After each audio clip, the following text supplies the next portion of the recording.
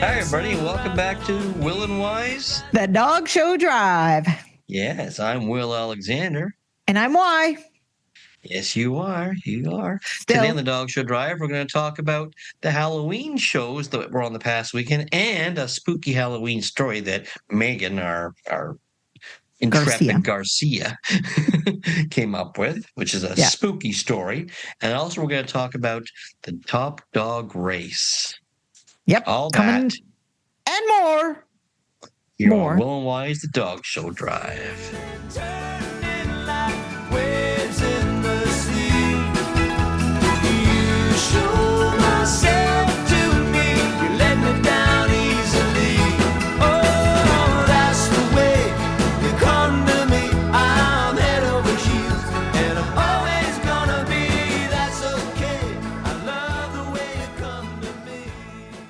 Hi, Y.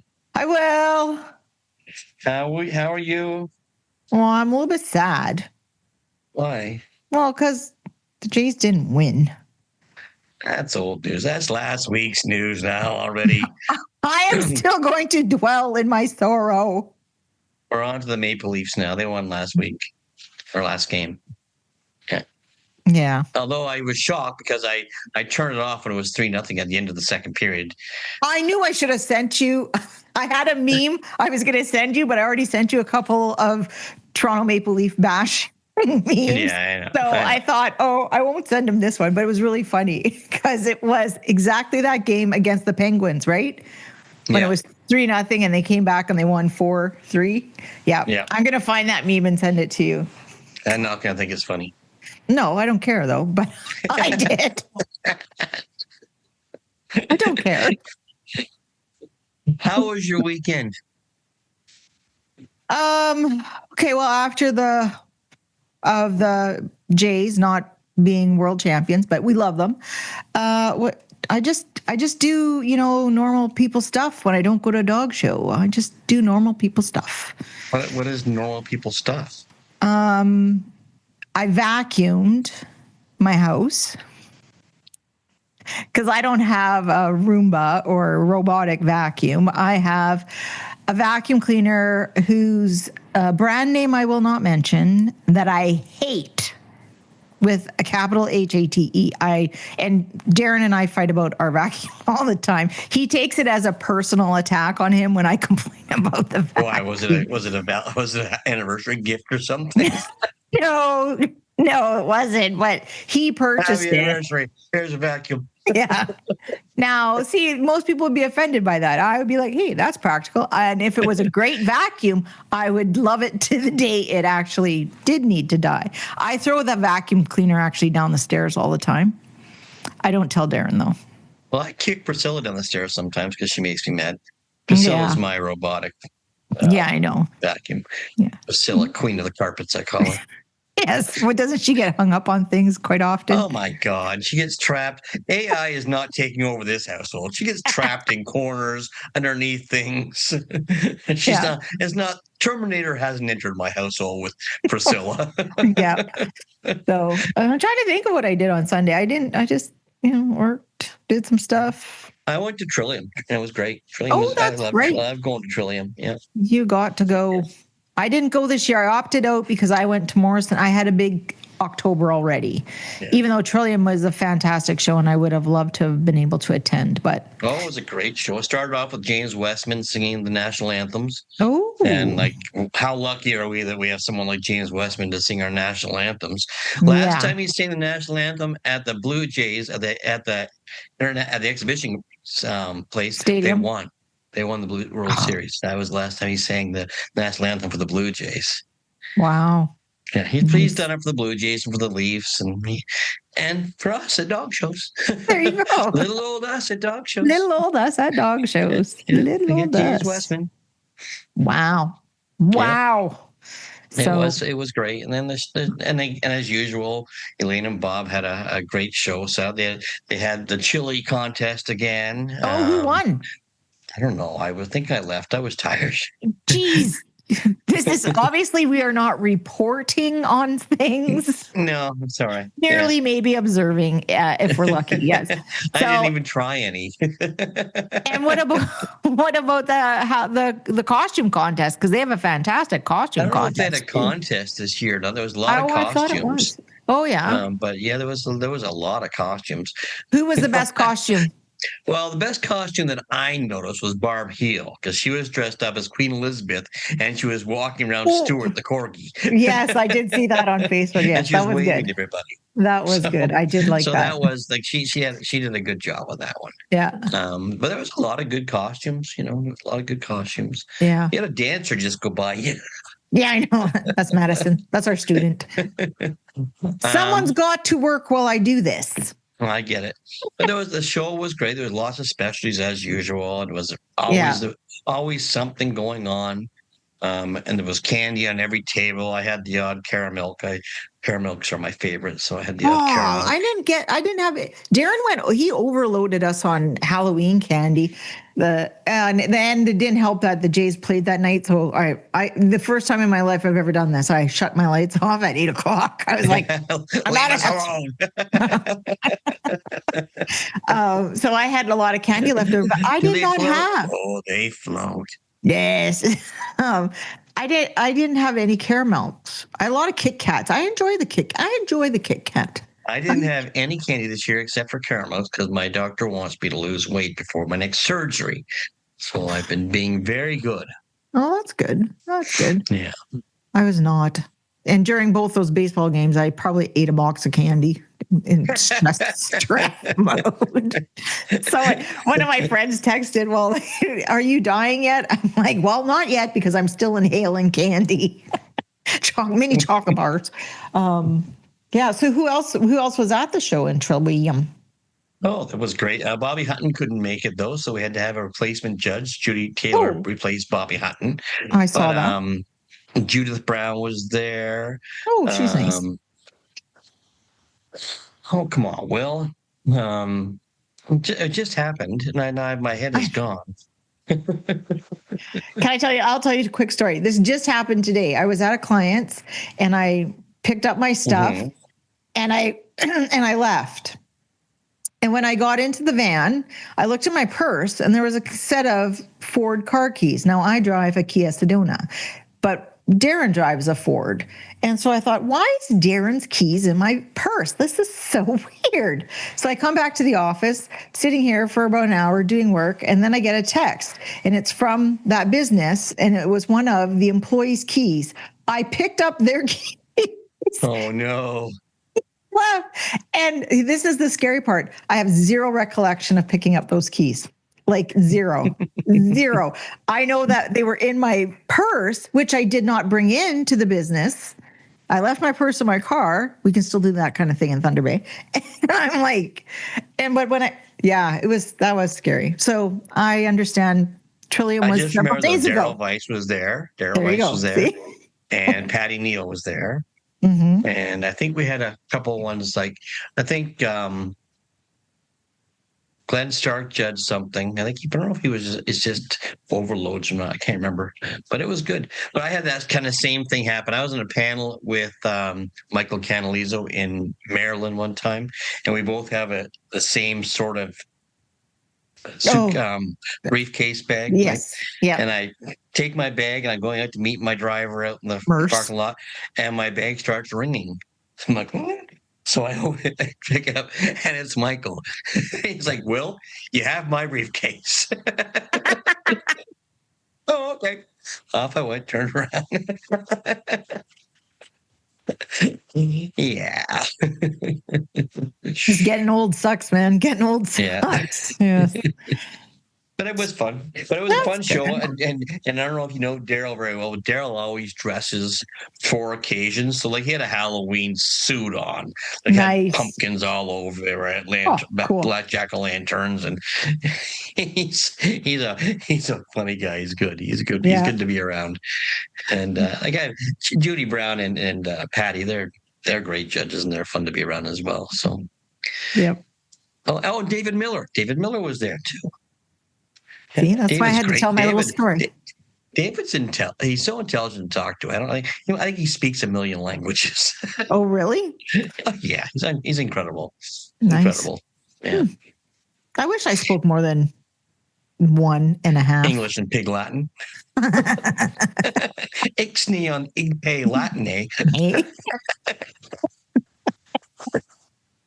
It's not even a thing anymore. When we were kids, Pig Latin was a huge thing. Yeah, it was a huge thing. But I think everyone cracked the code on.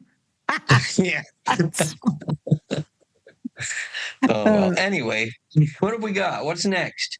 Oh, well, we have a note from the CKC that we saw posted, and we were going to say the CKC are looking for volunteers. We are also inviting applications for a second replacement discipline committee. Expected to hear one file in early 2026.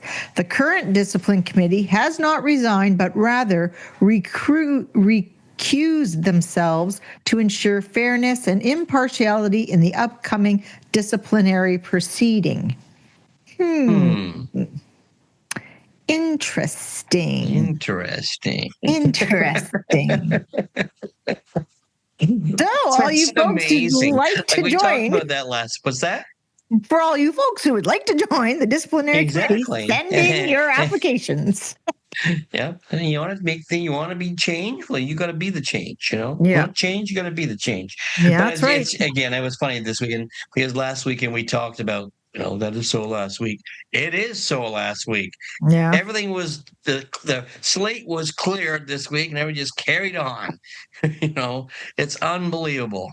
Yeah. Yep. That is crazy. Well, it's still on our little Halloween themey. Megan did. They had the Halloween theme on the weekend. There was like Trillium had the Halloween theme, and on Red Deer we saw pictures of Shannon's show. Yes, they had lots of Halloween activities as well out there. Yes, but Megan found us a folklore story in the UK about a ghostly dog. Oh, let me turn the lights off. Hang on a second. Get a flashlight. Like you're telling ghost stories by the fire. Go ahead.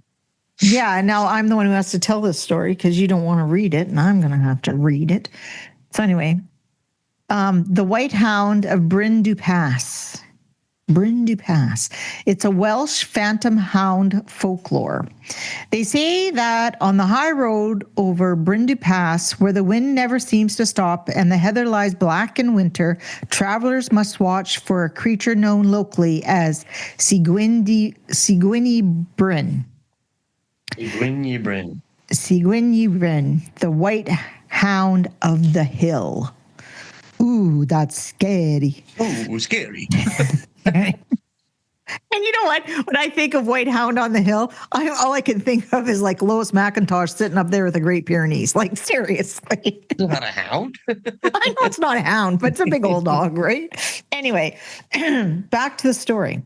The first to speak of it was a slate hauler, Owen Rees, in the winter of 1843. He had taken the mountain road alone after dark, trying to beat a storm rolling in from the west. Halfway up the pass, he heard footsteps behind him. Not hoofbeats, not the shifting scrape of a person, but the measured, heavy padding of a very large dog. Owen turned and saw it. A massive white hound, its coat the color of bone, its eyes shining a cold, hollow blue, like reflected winter lighting. Its breath did not steam in the frozen air. Oh. It made no sound except the dull thud of its paws on the earth. Ooh.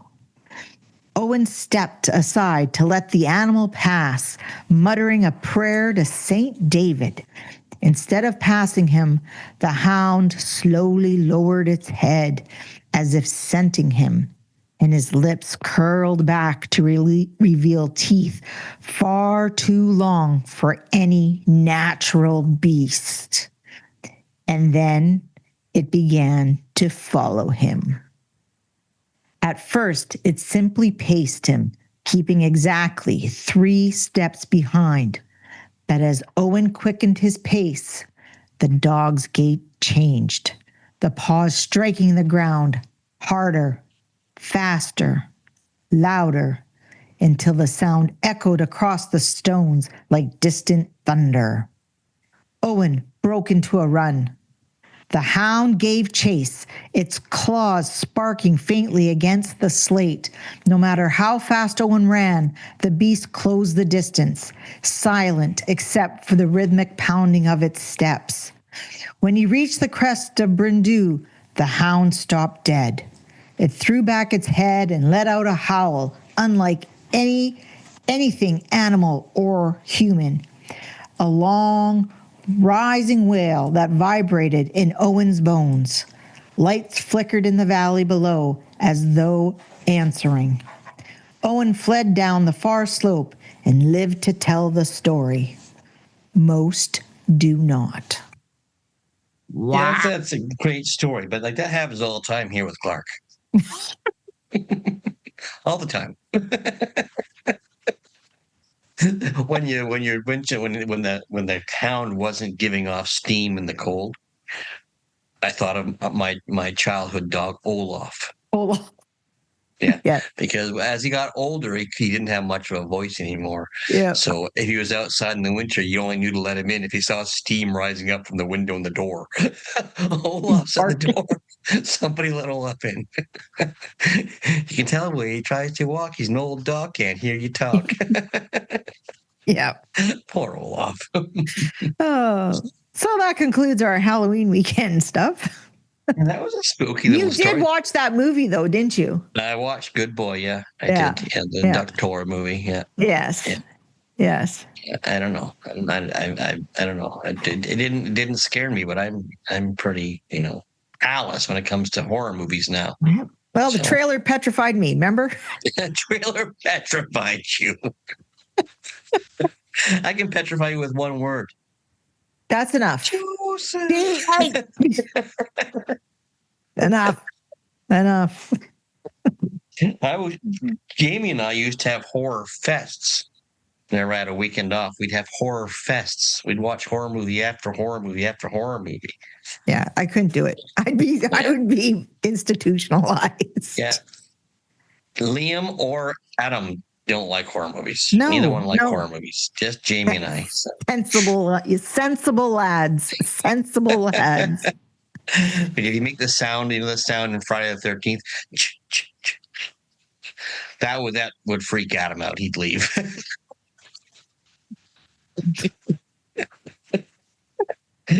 Anyway, yeah. So Halloween's over. My favorite part about Halloween is the movies, though. Oh, that's nice. I love watching all the old horror movies. I love them. I know. Yeah. I do not. Anyway, carry on. Across Canada, driven by Show Scene, where every dog takes center stage. Poke, poke, poke. Yep. Am I reading these too? Yeah, go ahead. That's all I was going to do. That I just did the opening for you.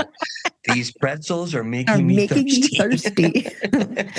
So, Red Deer and District Kennel Club, October 31st to the 2nd, was held in Red Deer, Alberta, and it had 3 shows, and it was 1,273 dogs, which was up from the previous year from 1,095 dogs. So that's a great job. That's up like almost 200 dogs. 200.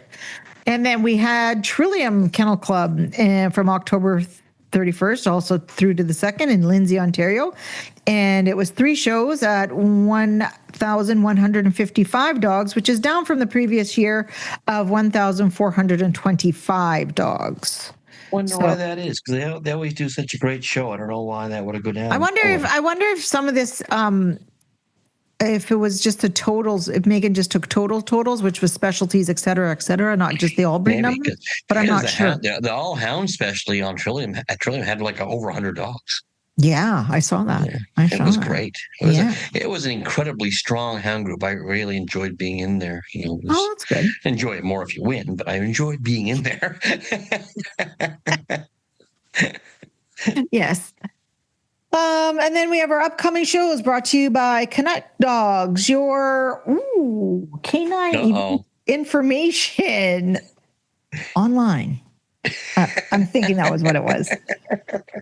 Where did that go, Miss Megan? Where did that go? Yes. Oh, do you see what that reads there, William? That says December. Yeah, it's December. December 2025. So our That's first in show. Duncan, BC, so it's not winter yet. Listen, It just they means never more rain. Exactly. So Nanaimo Kennel Club, the Winter Classic, December 4th and 5th, and it closes on November 19th, and that's 2 Albury shows. And then in conjunction with that, I believe, is the Tyee Kennel Club, part of the Winter Classic, and that's the December 6th and 7th, also closing on November 19th, and that is 2 Albury shows. And then we have the Brantford and District Kennel and Obedience Club. That used to be our Christmas classic show. That used to be our last show of the year. Yeah, a long time ago, though. Yeah, because I remember that when I worked for you in the early 90s, it was Brantford, then Credit Valley. Yeah. And even when I was a professional, I became a professional in 86. It was always Brantford the Credit Valley was always the last show of the year. Because I remember when I was showing beef, it was funny. I still remember when I'm at the Brantford show, I think about it because the phone booth, there's a payphone in the main lobby. And I remember going best in show with beef and running down there and calling to tell everybody we went best in show. And every time I see that phone, I always think of that day. And that was how long ago now? Jesus. A long time ago, 1987. 88? 87? 87, right? Yeah. Yeah. Wow. Yeah, almost 40 years ago. That is incredible. I know, that is incredible. Wow. That's enough. That's it for me, folks. I'll talk to you all later. Gotta go to bed now. Some oatmeal and go sit in my porch and whittle something. Anyway, we should finish with the Brantford show. Brantford District Kennel and Obedience Club. It starts on December 5th through the 7th. Its closing date also November 19th, and that's 3 all-breed shows, limited breed shows for groups 1, UK breeds, and ye old group 3. The Brantford show's in Jerseyville. Now, back when it was in Brantford at the arena, that's where the payphone was. Yeah, that's what I was just going to say. It's that it was in the arena. Yeah. Yeah, and they used to have that wall of all the old Brantford OHL teams, and I would go through and see Rocky Saginaw, and there was a bunch of old hockey players on there that you recognize. Yeah. And Wayne Gretzky. Wayne Gretzky. Wayne Gretzky. The great one. Cape Breton Kennel Club, and that's on December 6th. And they have, they're on December 6th, and they have 2 all-breed shows, and they also close November 19th. And then with that is also the Pictou County Kennel Club in Stellarton, Nova Scotia on the 7th, and that closes on November 19th. And that's 2 all-breed shows. That's almost the end of the year. Oh, my Lord. Yeah, because what's after that weekend? I guess just the Laura Gorge. Isn't there a show out west now that's after Christmas? No. I thought someone started a new one after Christmas out west now. It would be this year. It would be the first one. I could be wrong. Maybe that's just in my head. Because like we're going to talk about later. Well, we'll wait. Yeah. We'll wait till we get to the topic before I talk about flights. Can you follow the script, please? Jeez, I told Louise. You. It takes the surprise away if I follow the script. For who? For me? Like, is that what we're talking about? Oh, okay. Exactly. I can talk about that. Okay, I'm going to bring it to everyone right now. This is a show about nothing. Absolutely nothing. This is a show. This is the show. You all think you enjoy the two of us talking, but let me tell you. Okay, so this was brought to you by, here's the second part of that. Brought to you by Canuck Dogs, your source for Canadian dog show events online. See? The surprise. See? Anyway, she's doing that to us on purpose, Megan. She is, because she knows. What are we going to do about it, right? They'll just We're not going to let her see. go. Exactly. What are they going to do? Cut my wages? Oh, anyway, reminder for closing. Caledon Kennel Association. Yeah, you know what? Okay, yeah. What? I'm losing my marbles. It's okay. Okay. It closes on Wednesday, November 12th at 8 p.m. And the show secretary is MJN Show Services. And the other reminder is the Evelyn Kenny Kennel and Obedience Club. Closing date, Monday, November 10th at 10 p.m. And the show secretary is Aaron Verway, VGI Show Services. Nice. And you're going to be at that show, aren't you, William? I am, because I'm co-hosting the Top Dog Dinner with none other than the POTUS himself, Sean Nichols. POTUS himself. Sean is the president of the CDGA, Canadian Dog Judges Association. Yeah, so I friendly call him, POTUS. POTUS. Next time when he texts me, I'll be like, "Ooh, I'm so honored. The POTUS is texting me." Can't remember what he texted me about the other day. Well, anyway. So now on to this week's topic. Yes, sponsored by Leading Edge Dog Show Academy, where your success is our success. Dun, dun, dun, dun, dun. So this week's topic, because we're getting to the end of the year here. Yeah. Things start getting exciting. So we're gonna talk a little bit about the top dog race. Yes, the top dog race. So, Megan has done us a little more research. So let's go through Megan's research first. So we're nearing the end of the year, and so we've only basically have 14 more shows left in the season. And when we say 14, we mean for across Canada. Yeah. Which means the race for top dog is nearing the end. All the hard work for the year, all the hours of traveling, grooming, conditioning, and working are almost at an end. Insert any good pass. That's. Note to us. There's that surprise again. Insert name here. This is why you make me read way too much. Okay. Anyway, the current standings. We're going to talk. We're just going to go. I have something to insert. Insert away. I just want to tell this story. This is one of my favorite stories. Because we all know before Canuck Dogs, we kind of had to guess our numbers, and educated guesses, because we would look at how many dogs were actually entered at the show, do our calculation of absentees, which is if you did 10% roughly for the year, and then we kind of came out with a number, but nobody was better at that than Bob Whitney. Bob Whitney, he was the Canuck Dogs before there was Canuck Dogs. Was always right there with the points.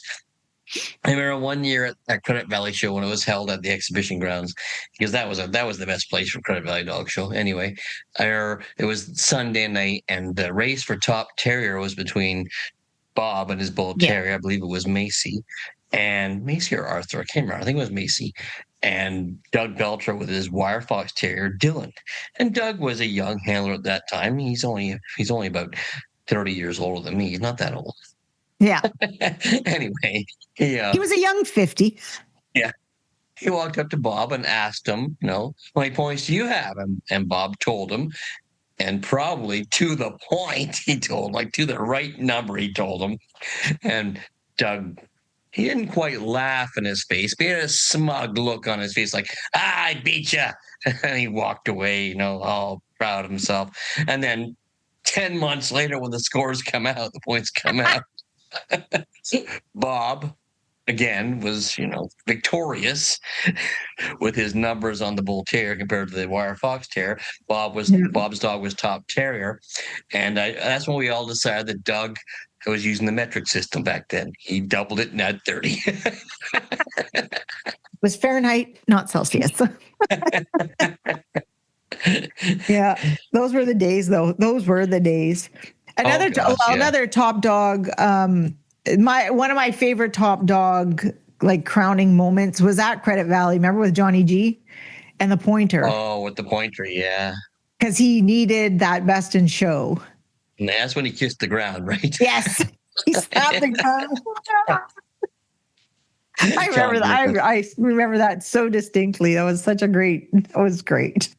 Yeah, that was fun. There's been so many great dog races over the years, and not just for top dog gold breed, like No. for top non-sporting dog was always not always, but there was years when it was between two poodles. So whoever Yes. won the breed like at Credit At, Valley at Credit had the Valley. upper That's, hand. So, yep. so you'd go and you'd watch poodles and see like Susan in there, and Allison in there, and Carol Graham in there, Yeah. and it was just a huge tension-filled best of breed. It was so Well, it much was one of fun. the best breeds to watch at Credit Valley too, right? Oh, One it of the was best breeds incredible. to It was watch. And then incredible. you would also have like the Shih Tzu thrown in, Right. right? Yeah. The Shih Tzu was always a contender Well, too this for was post non-sporting. Luke. Yes, This exactly. is Post post Luke. Luke. So there was no Luke who would always ruin the poodles parade. And so it Yeah. was Susan and Carol. Remember that one year with Banner and Anastasia? Yes. Yeah, They I were remember running that. 1 and 2. And one Yeah. and two in non-sporting, I believe. So Yeah. it was a big deal. Credit Valley was a huge deal for them, and they Yeah. had to be there. So, but things have changed. Back then, we could fly 10 dogs to a dog show. Exactly. Yes. Now you can't. So, And with the embargo, it's hard for big dogs to go anywhere sometimes. Unless you can well, go under and your I mean seat. there's the weight restriction too. Not only that, but like a weight restriction because I think the Oh, most you can be is 100 pounds. 100 And I mean pounds. maybe for I was turned away with Galen the Gordon Setter because he was 101 pounds. well, he was a big one, but yeah. 101 over by what? It was crate included. Yes. Over Yes. 1 pound, and I got turned away.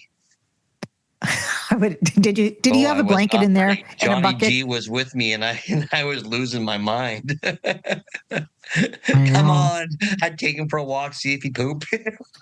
Exactly. Come on, No squeeze one bed. out for the No team, nothing. Galen. Come on, we got to get out there. Do his nails, clean his ears, make him poop. You could shave off the middle hair on his belly. You wouldn't notice. Well, he used right? to do that himself, for Christ's sake. True. Anyway, carry on. Carry on. Well, so let's just take a look at what we've got going on right now All right. for the top dog. And I think this may have already changed. Spoiler alert. It's pretty much written in stone that the Siberian Husky is going to be the number one dog of all breeds. Yeah, I don't think there's anyone. She's The shows just aren't that big at the end of the year No. that's going to catch. But No. I think the next ones can bounce back and forth. So I think these two have already been. I'd have to look today, but the poodle and the Saluki, did they already change? Or are they still at that point? I'm not sure. Let me look.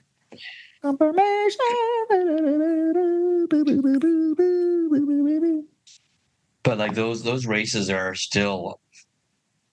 They're still races. They're still and even if you look down to 7, 8, and 9, it's still a race. Yep. And yeah. 10 Well, included. 10 could jump in there as well. It's incredible. yeah. So as currently it stands, we have the Siberians 1, the Saluki is number 2, the standard poodle's number 3, Shih Tzu is number 4, Toy Manchester is 5, Lakeland is 6, Irish Setter is 7, Bearded Collie is 8, Havanese is 9, and Golden Retriever is 10. So so 2 and 3, that's a very tight race. Very tight race. Yep. And then you got the next 3 are tight as well. Yeah. Yep. Anything. Shih Tzu, Yeah. Toy Manchester, and Lakeland Terrier. Especially with the size of the shows that are coming up, that could definitely change. And then we have the lower half of the top 10. There definitely could be some shuffling in around there too. So.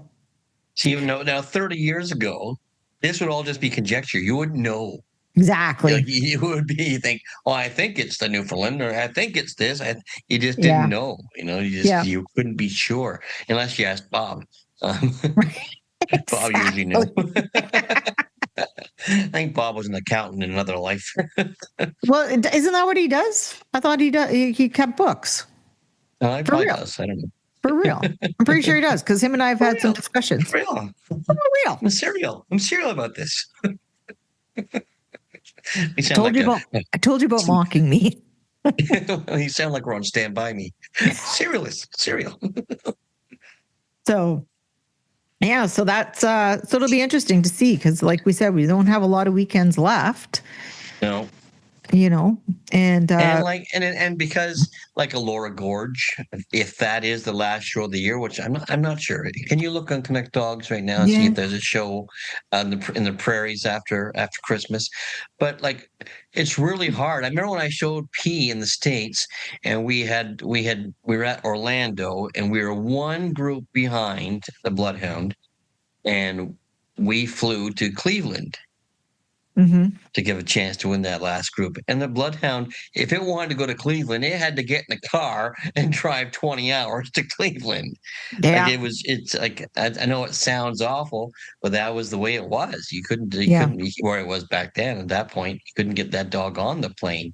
But I could get the Beagle, because back then she traveled underneath the seat in a bag. Yeah, so, she could go in a bag. It was a bit of a Beagle cannoli, but she made it.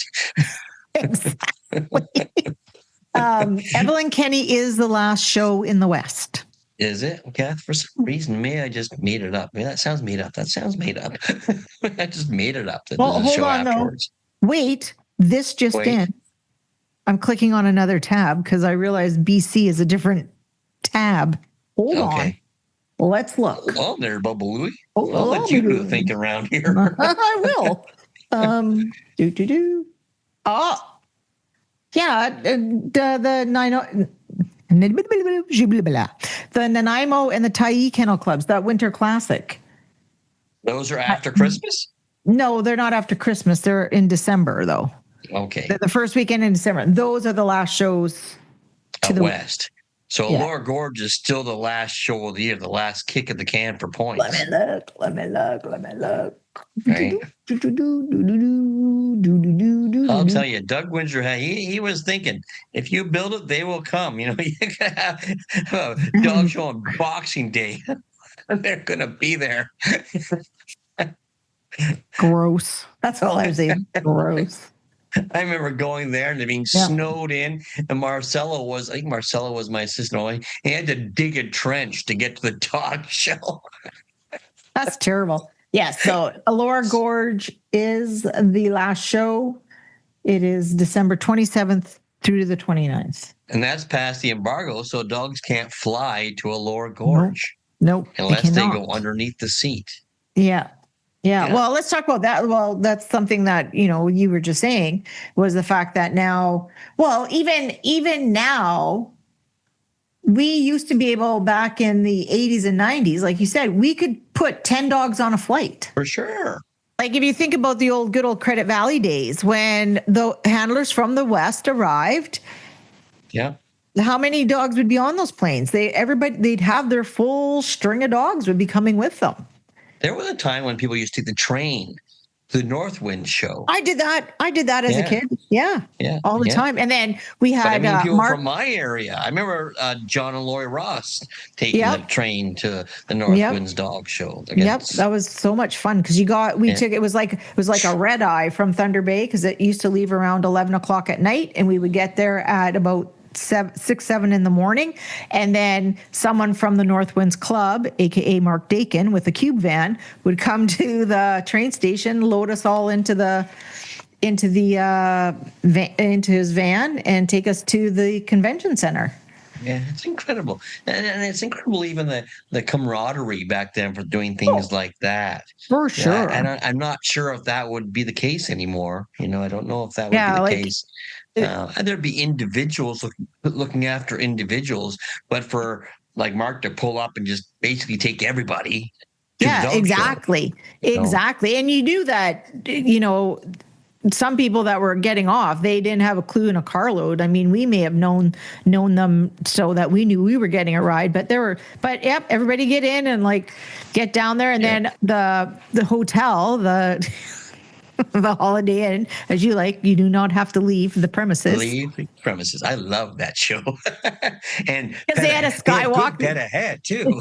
Yes, they had a skywalk between the hotel and the convention center, and then there was the Plaza Louis Riel was another hotel, right, just literally around the corner from it. Where was the Japanese restaurant? Wasn't that right in the hotel? We used to. It was across the street. on another corner, but it was literally across the street from the convention center. So it was the you had to best. know which door to go out. The We had Ichiban. so much fun. The Ichiban was great. I love that. Yeah. And like you can't explain that to the younger people now. They don't. No. And that was so much fun. I remember going to dinner at Ichiban with 10, 15 people. Oh, after easy. One of them kicked your butt all the way across Winnipeg. You know, at the dog show. You still went to dinner and had fun. Yeah. And it was a different time, a different era, and we'd stay out all night, not all night, but midnight, and still show dogs the next day, and never think anything of it. It wasn't out partying; it was out usually just chatting, and it was time gets away from you. Socializing. I miss those days. Yeah. Well, now we can't stay up that late. Don't be ridiculous. No, 9 o'clock is the new midnight for me. If the game goes past 9 o'clock, I go to bed and wait till Sports Center in the morning. I know what happened. It's as if you live in BC or something. You live in a different time zone than you live in. Your circadian rhythms do not match your time zone. But even at the old Credit Valley, when it was at the exhibition place, we used to all load in people's trucks, which was terrifying because it was always a snowstorm and God knows who was driving. Billy Milne. And we'd go to the Chinese food place, the restaurant in downtown Toronto, and we'd all go there. I remember one time we went there, and there was about, I don't know were you there or not, but it was about 10 or 15 of us, and the bill hadn't come yet, and the bill was about to come, and Doug Belcher excused himself to use the bathroom, and I thought, let's all hide. So when he comes back, he's left with an empty table and the bill. Yes, I was there. It's fun. Oh, it was good. Good times. But I remember at the one Credit Valley, the year I showed Beef, 87, Beef went best show the first day under Mel Downing, then the second day under Mrs. Whitmore, and then we went to the Chinese restaurant Saturday night, and my fortune said good things come in threes. I didn't go best show next day though. I think Doug did with the Wolfhound. Oh well, but it made for a story, right? It was great. We had so much fun back then. Like even before when I worked for Gary, we would all go to dinner. Like we always stopped for dinner going home from the dog show back then. Nobody does that anymore.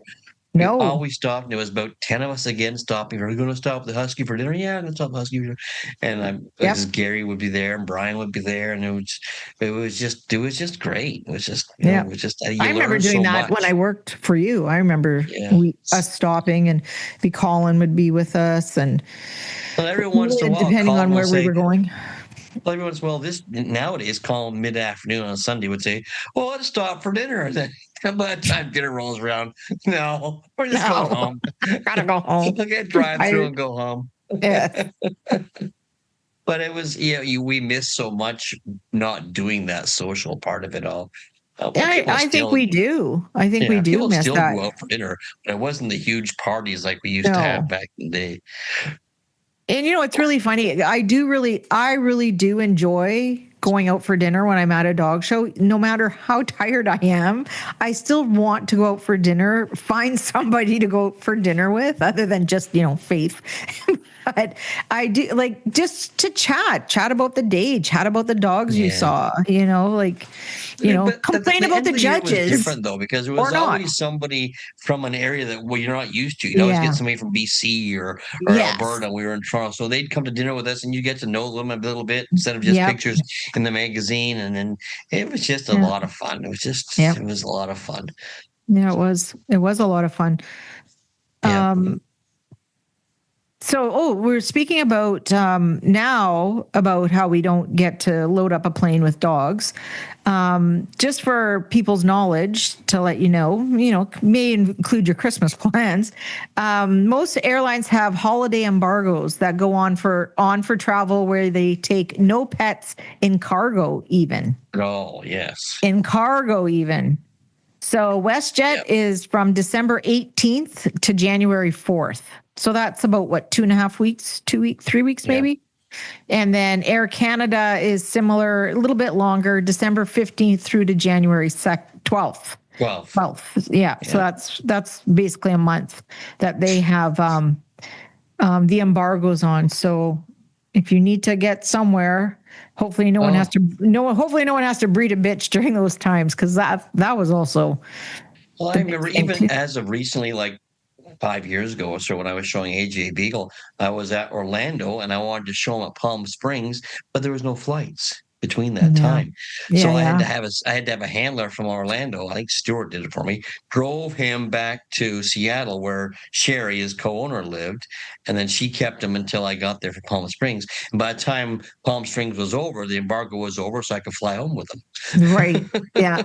So. Well, even now, even some of the larger dogs, like last year, I know that the Siberian, was it not left here? Yeah, I believe the Siberian was left and with the Colin. Irish Setter too, I think. And the Irish Setter was left with from Colin. last year. You want to leave your dog with somebody, to look after a condition until you're back. Colin Brownlee, not a 5. Your success is our success. Brown man, he would do it. oh yeah. So. Oh well. But yeah, so it's going to be an exciting end of the year, and it always is. It's always exciting. It always is. Like, even though number 1 is a runaway this year, I still think the rest of it is still exciting. It's an exciting race, And hats off to the Siberian for staying so consistent all year long. Yeah, exactly. So, is that good now? Are we good? Yeah, let's go on. All right. Okay. To your favorite. Okay, well, hold on. That was the topic of the week, sponsored by Leading Edge Dog Show Academy, where your success is our success. It's like Colin Brownlee's tagline. Exactly. Maybe Colin will be a sponsor. Yes. And so, so now episode brought to you by Colin Brownlee. So yes, now my favorite part from the Kennel and Bench. And this is brought to you by ProPlan. Fuel the champion within your dog. Within. Something like that. What was that? Okay. So this comes from the November These issue. Pretzels are making me thirsty. Starting to break out in a sweat. My sweatshirt. It's very hot today. I'm so That's hot. why it's called a sweatshirt, but it says Guelph on it. It says Guelph Mom. Oh, University of Guelph Mom. Yeah. They have a course in Guelph for being a mom? No. I had a child there for a couple of years. I remember. Remember. I think she hosts that for you for a bit. Yes, she did. Yes.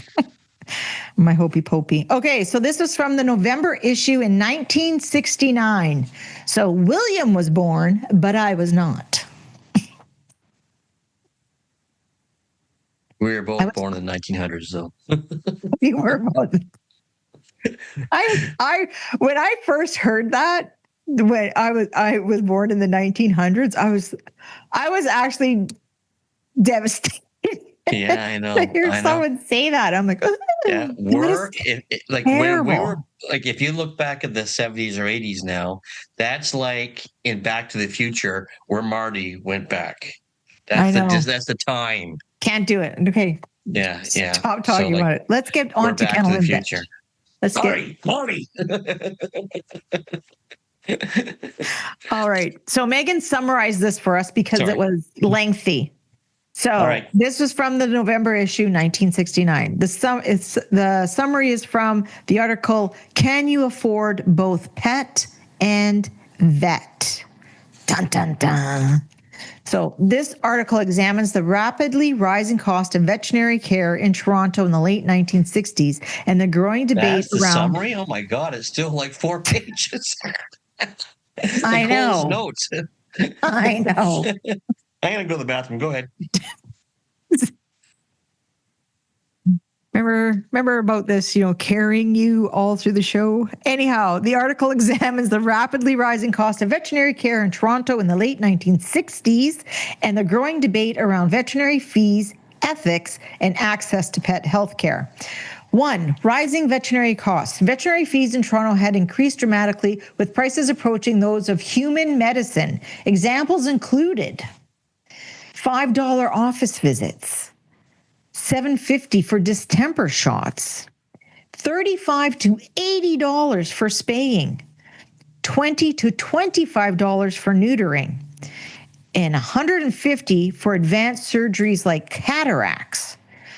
Veterinarians justified these fees by citing high clinic operating costs, university-level training, and investments in modern equipment, which are all valid, very valid reasons. And it's very true. And the equipment costs are... You have to take out a mortgage, but okay. Yes. But the fact is, the equipment costs, they don't make x-ray machines for dogs and cats and x-ray machines for people. It's the same x-ray machine. So they're very costly, right? Wider, please. Yeah. So where you go on vacation? Anyway. Mixed reactions from the public. Pet owners and breeders were divided. Supporters felt that high-quality advanced care was worth the price and that pet owners should be financially responsible. Critics accused vets of price-fixing, unnecessary tests, and prioritizing profit over compassion, especially through the Academy of Veterinary Medicine's minimum fee schedule. 3, independent vets versus academy vets. A few non-academy renegade vets charged far less while maintaining good standards, causing tension. Academy veterinarians argued that low-cost clinics could not provide adequate care and risk cutting corners. I think that's almost like the fight that we're having now between independent clinics and the corporately owned clinics. Yeah, and that could be a good topic for us. Yeah, Megan, write that down. Megan, write that down. This is what we do in our production meetings. We just say stuff and yell at Megan or write it down. 4, ethical concerns. Critics claim some veterinarians refused emergency cases without payment guarantees, failed to provide clear cost estimates, or mixed healthy and sick animals in the same boarding spaces. 5, call for affordable clinics. Humane Society leaders pushed for low-cost or donation-based clinics to help families who avoided veterinary care due to cost. They argued that many pets were over-equipped for the routine needs of the clinics were over-equipped for the routine needs of most pet owners, and that regional clinics could reduce fees. 6, vets push back. Veterinarians insisted high costs were unavoidable due to expensive equipment, high operating expenses, and lack of government subsidies. They also claimed free clinics would be abused by wealthy owners looking for bargains. That's valid. 7, Humane Society services. The Toronto Humane Society provided free euthanasia and cremation and included vaccinations with adoption fees, but no longer offered spay-neuter surgeries due to cost. Conclusion, by 1969, Toronto had become a center for advanced and expensive small animal veterinary care. The article highlights a divide between those who see pets as deserving of top-tier medical treatment and those who argue that rising veterinary costs make essential care inaccessible for many owners. And it's amazing at how things just keep rolling, right? Yep. Still is true to this day. And now we have on top of that the shortage of veterinarians. Especially through COVID. Like I changed to vets during COVID because my original vet, who I'd been with for a long time, refused to take my dog at one point. Yeah. And it was an emergency. Yeah. So I was really taken aback by that, and I haven't been back. So yeah, we're in Thunder Bay here. We're in a bit of a dire. We have a very large shortage of veterinarians. You should take a course then. We are getting a vet school here too. There you go. Yeah. And so it's very difficult.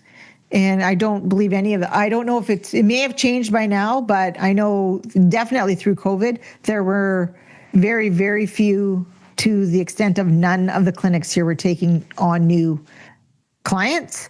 And during COVID, everybody wanted to get a dog, right? And so this is why I think we kind of are in the predicament that we're in now. So amazing how COVID's become like an era.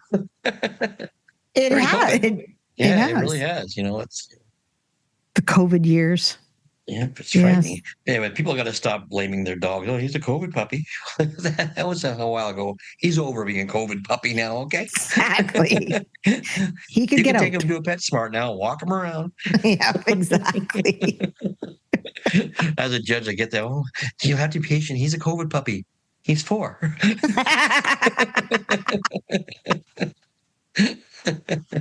Exactly. Same goes with the kids. Anyway. It's true. It's true. Oh, Oh gosh. no. Anyway.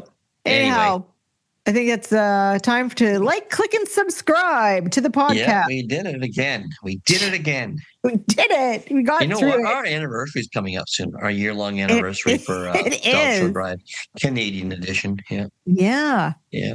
Yeah. We'll have to do something to celebrate. Yep. Eat a cake. That's what we could do. We could just eat cake. Oh, I'd like to eat cake. I'm not allowed to eat cake right now. Oh, well, that's boring. I'll eat the cake. You know what? You can watch. It was Earl's birthday not too long ago. Earl with the Collies, and he's diabetic, and they brought in a cake for him, and it was gluten-free, sugar-free carrot cake. Taste-free. And it was fantastic. Was it? Oh, it was like I wasn't going to eat it. I'm not eating that. As much as I wanted to eat it, I wanted to bury my face in the cream cheese icing. Oh, so that's part of a carrot cake. But then they explained to me what it was, and I ate it, and it was excellent. That's and crazy. No aftertaste. And no aftertaste. No, that's a big point. No aftertaste. I think he said he got it in Oshawa or something. Is aftertaste the same as when it repeats on you? No, eh? Anyhow. Like when you have a pepperoni stick. Oh, there it is again. Onions, those just gift that keeps on giving. Anyway. So like I was trying to say, like, click, and subscribe to our podcast. Check out subscribe.